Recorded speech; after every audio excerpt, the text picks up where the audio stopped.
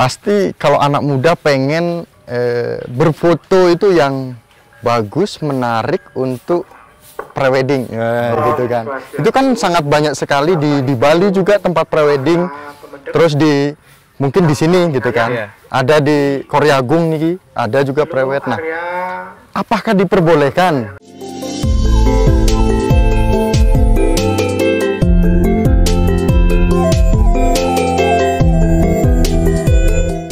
Om Swastiastu. Om Swastiastu. Salam Rahayu pemirsa Hindu Channel. Sampurasun bagi umat Hindu yang berada di lingkungan saya hari ini. Tentu saja lingkungan ini sudah tidak awam lagi bagi umat Hindu di seluruh Indonesia. Baik dari Lampung, dari Bengkulu, Sulawesi, Kalimantan, apalagi Bali tentunya. Nah, kita hari ini bersama dengan tokoh Hindu yang juga beliau bertanggung jawab di pura yang saya hadir pada hari ini sebagai ketua pengempon. Sangat menarik sekali. Nah, puranya itu ada di mana dan puranya itu apa? Nama puranya itu apa? Yang kita akan tanyakan adalah seberapa menariknya sehingga pura ini kok bisa menjadi kunjungan, baik itu dari umat kita, dari saudara kita sesama Hindu dan juga dari saudara kita yang non-Hindu seperti itu. Langsung saja kita salam. Beliau adalah Prof. Inengah Suratijaya. Sampurasun, Prof. Rampes. Ini kita pakai udeng, Prof. Tapi kita mengucapkan salam Sampurasun. Ini kita ada di mana sebenarnya, Prof? Kita ini ada di Bumi Parahyangan. Bumi Parahyangan. Ya, itu ada di Provinsi Jawa Barat, dan kita persisnya ada di Desa Warung Loak. Desa Warung Loak. Kecamatan Taman Sari, Kabupaten Bogor. Nah, berarti puranya apa nih, Bro? Nah, ini karena ini adalah salah satu pura yang kita yang sudah disematkan sebagai salah satu pura Parahyangan Jagat, gitu ya. Pura ini kita tidak sebut dengan pura, tapi Parahyangan, ya. Jadi karena ini sudah terminologi Parahyangan itu sudah melekat sesungguhnya dengan terminologi yang digunakan oleh pendahulu kita, ya, sejak ada kerajaan Salakanegara sesungguhnya, kerajaan Hindu, ya, yang pada abad ke-1 sampai dengan yang terakhir, ya, raja yang terakhir, ya, kerajaan Hindu terakhir Siliwangi, ya. Siliwangi. Nah, ini kan nama pura Parahyangan Jagat. Parahyangan Agung. Oh, Parahyangan Agung. Ya, Jagatkarta. Jagatkarta. Nah, Jagatkartanya ini, Prof. Kalau Agung kan besar.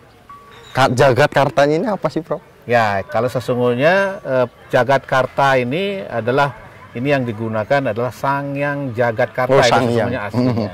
Itu adalah pada saat Ide Sangyang Widi, Tuhan yang Maha Kuasa, itu menciptakan dunia ini pada zamannya Maharaja Sri Baduga Siliwangi itu, ya, disebutnya adalah Sangyang Jagatkarta. Sangyang Jagatkarta.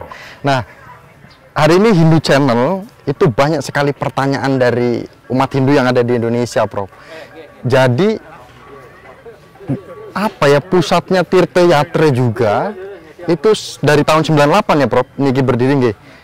Dari tahun 98 sampai saat ini udah jutaan umat yang hadir di sini dan tidak penasaran lagi. Tapi kan ada beberapa pertanyaan bagaimana perkembangannya dan apa aja aturannya, jangan sampai datang ke sini gitu kan, Prof. Belum bawa udeng, belum bawa saput, terus kita komunikasinya dengan siapa gitu. Nah, perkembangannya seperti apa, Prof? Ya, terima kasih, pertanyaan yang bagus sekali di Miko ini. Ya, saya kira ini untuk pemirsa atau umat, ya, umat Hindu maupun yang ingin melakukan perjalanan spiritual.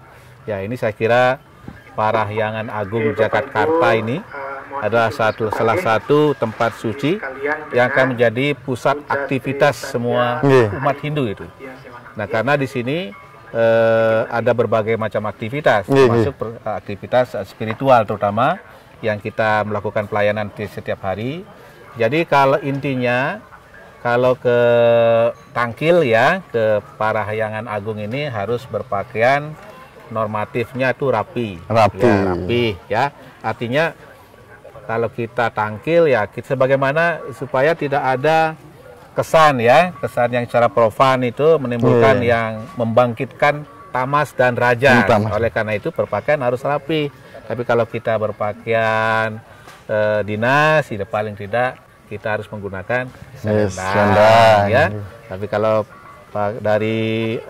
umat yang putri gitu ya, misalnya jangan pakai celana panjang yang legging kayak gitu ya, tidak berkenankan. Tapi ya yang penting tertutup, rapi, yang tidak menimbulkan rajas dan tamas itu. Ya, itu yang penting. Tapi kalau pelayanan di sini, kita sebagai pengempon, karena kita lah memberikan pelayanan, jadi kalau kebetulan tidak membawa kain, kita ada mau menggunakan yang ada di pengempon silakan, atau kita juga menyiapkan tempat yang untuk membeli baru. Oh, untuk beli baru juga ada. Berarti ada di lingkungan pura ini? Ada di lingkungan pura. Kalau memang tangkilnya malam hari ingin mengemis, istirahat, kita punya juga tempat pesandekan ya, yang layak lah, yang tidak menyebabkan kedinginan.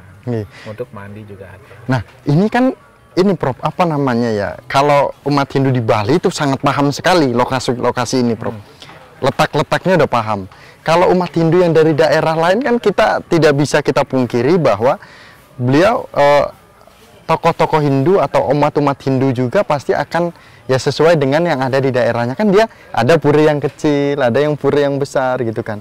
Kalau umat di kampung itu kan beliau, loh kok masuk ke Gunung Salak dari bawah naik tangga itu, kita apakah boleh kita melewati Ganesha? Ini kan ada depan nih, ada Ganesha.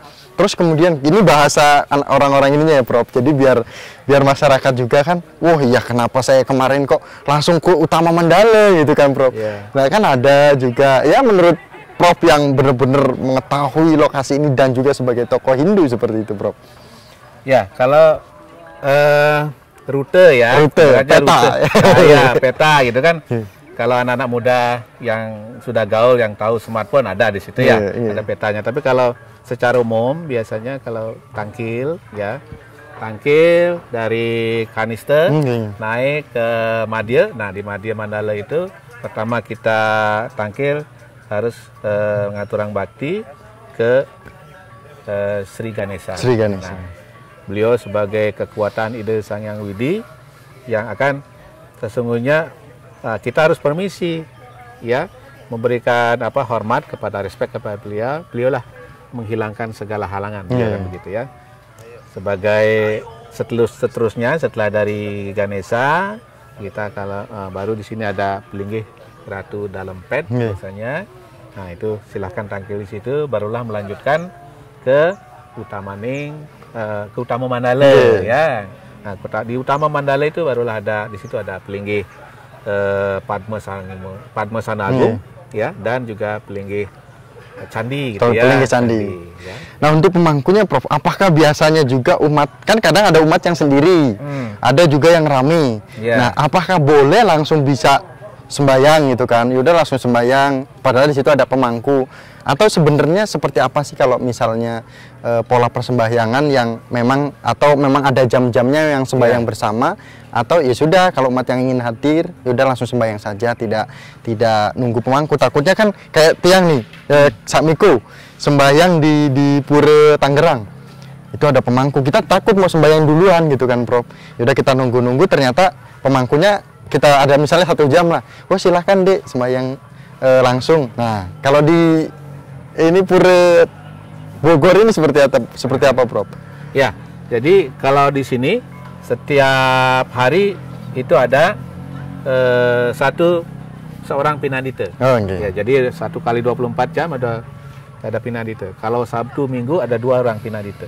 Itu yang akan memandu kita. Nah, kalau dari segi jadwal rutin ya, Kan biasanya mulai dari jam 6. Dari jam 6 pagi sudah mulai persembayangan rutin. Jam 6, jam 7, jam 8, 9, setiap jam sampai jam 12. Kemudian istirahat jam 1, mulai dari jam 3, jam 4. Ya, itu bisa, itu adalah yang reguler, yang dipandu oleh Pinandite.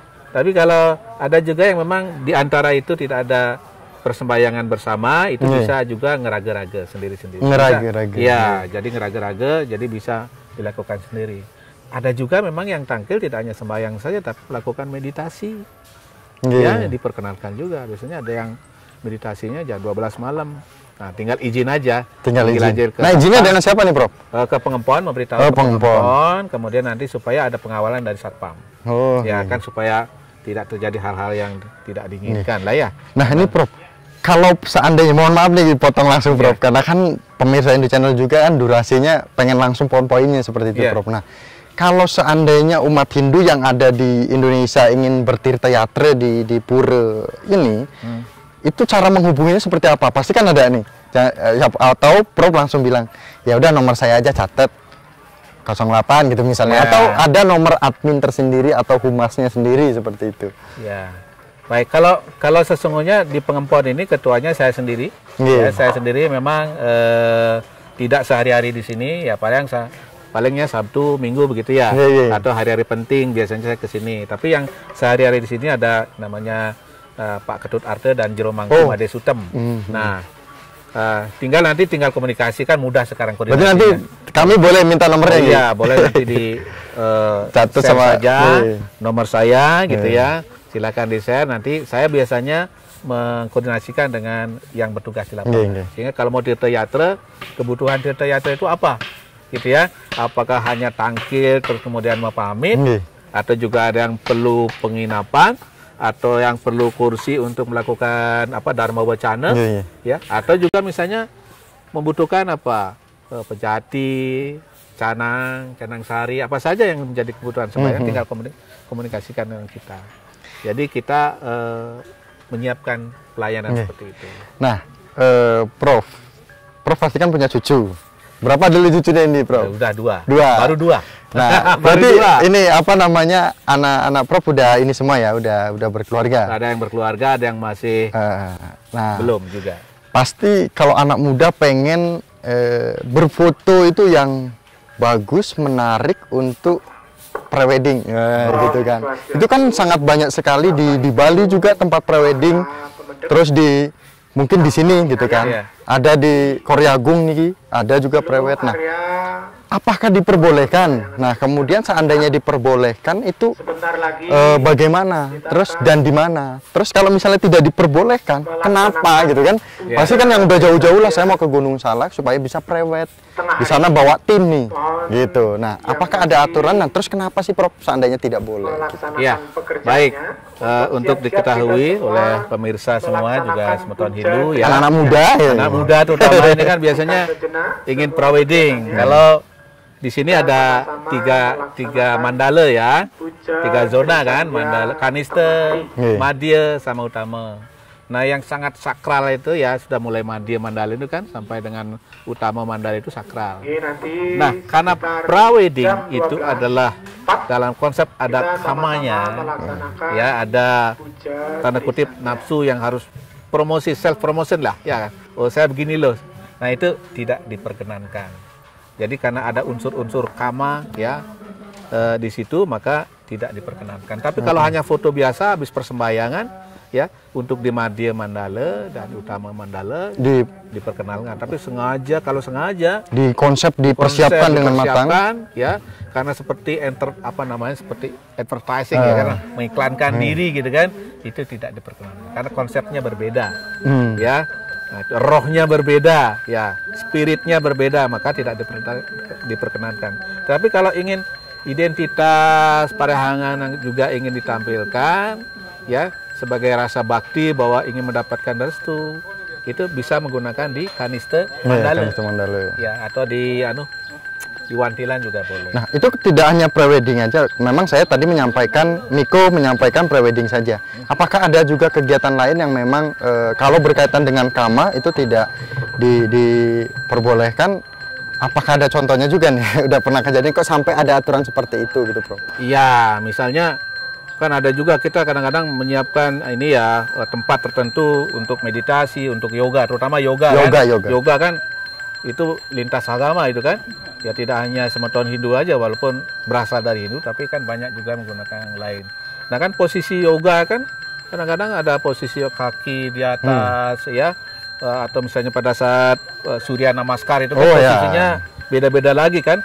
Nah ada juga memang mungkin ingin menonjolkan diri, kadang-kadang pada saat posisi kaki di atas itu ada juga yang backgroundnya itu backgroundnya mengenai puncak Meru ya, mengenai puncak candi itu kan yang tidak diperkenankan secara etika moral. Itu memang maksudnya kita sudah tahu lah kan ya, itu tidak diperkenankan. Padahal kalau anak muda itu sinematografinya bagus ya, Bro. Bagus. Jadi memang nanti untuk yang memang sifatnya profan, nanti kita sudah berencana di sebelah ini, di sebelah batas itu, nanti umat yang bukan untuk